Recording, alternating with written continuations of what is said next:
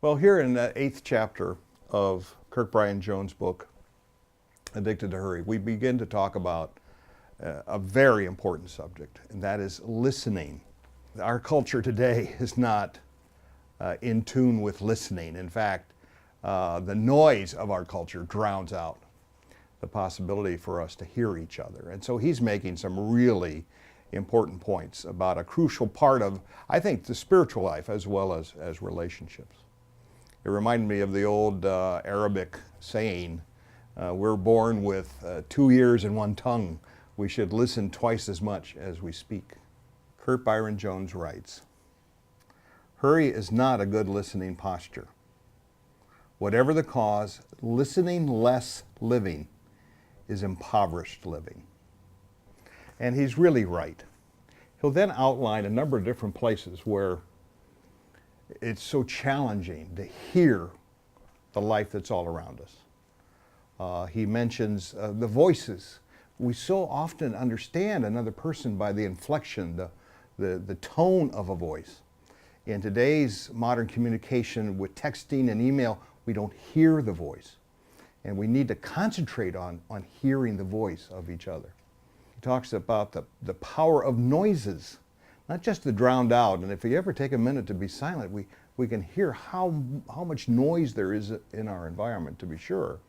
But he says the noise around us also can be very precious when we stop and listen. He reminds us of the power of music, not just to evoke emotion and memory, but also to train us to listen to other sounds as well. And he has this wonderful quote from Howard Mandel, who loved the jazz of Miles Davis, the great jazz genius. "I've listened to the music of Miles Davis my whole life. I've found it always beautiful, and it's helped me to listen to everything else for 30 years. Listening to music and appreciating it helps us hear others and other sounds and other parts of life too." I love that quote. I think it's really very true. But for me, the most powerful message of this chapter is the profound opportunity of silence. We rarely allow ourselves silence in our days. Think of how we drive in the car with the radio instantly on. Think of how even when we're alone in the house, we have the TV on or radio on or the CD player with music on. Rarely do we allow ourselves the power of silence. It reminded me of a fabulous story from the Old Testament, one of my favorite. You may remember it from 1 Kings. It's one of the great stories of Elijah the prophet. And if you remember back from your Sunday school days, Elijah the prophet is confronting Ahab and his wife Jezebel in the northern kingdom.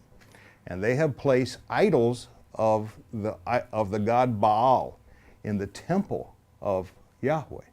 A great affront to this monotheistic culture and to Yahweh's prophet Elijah. And so this one lone man comes to confront the king and queen of the northern kingdom and 400 prophets of Baal. And they gather for a prophetic contest. Elijah challenges them to put out a oxen to be slaughtered and sacrificed to God on an altar of stone. And the 400 prophets of Baal can call down fire to burn up this offering. And when they're done, the lone prophet Elijah will do the same. And so they make an agreement. And Elijah is betting his life. The 400 prophets of Baal come out and they pray night and day and they dance and do everything. Nothing happens. Elijah says, "Okay, now it's my turn." And along with placing the oxen on the sacrificial altar, Elijah says, "Well, now go ahead and dig a moat around the altar and fill it with water and drench the oxen with water." And they do this 12 times and everything's sopping wet. And it'd be impossible for anyone to call down fire that would consume this sacrifice. And so little old Elijah, he gets on his knees, he prays to the one God, "Dear God, Let me show the world who is really the one Lord. And fire comes down out of heaven, and it not only consumes the animal, it consumes the altar, it consumes the water, and it consumes the 400 prophets Baal, eventually, as they're all slaughtered in this battle. Oh my gosh, it's a great scene. Well, you would think that Elijah then would be quite confident about his status with God and in the world, but he's not. Jezebel is outraged of what has happened to her prophets of Baal and threatens Elijah's life. So much so that Elijah runs away in fear. He goes off to the desert thinking that he's been abandoned and alone to die. He goes off to a mountaintop, and there in a cave, he seeks out the voice of God. And he doesn't hear it in the earthquake, and he doesn't hear it in the wind, but he hears it in the still, small voice of silence. And we have that wonderful line in many of our hymns, and we remember the scripture every now and then about how the prophet Elijah could hear God's voice in the quiet of his own heart. And that's then when he gets his reassurance that God is always with him and that will empower his ministry as a prophet of God.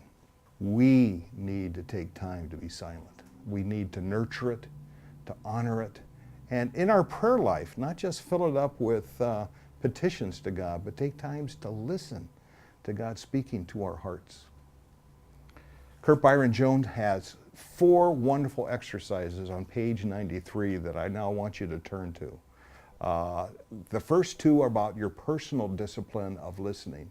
And the second 2 are kind of homework that you can do the next few days to cultivate and nurture your ability to listen and to hear the still small voice.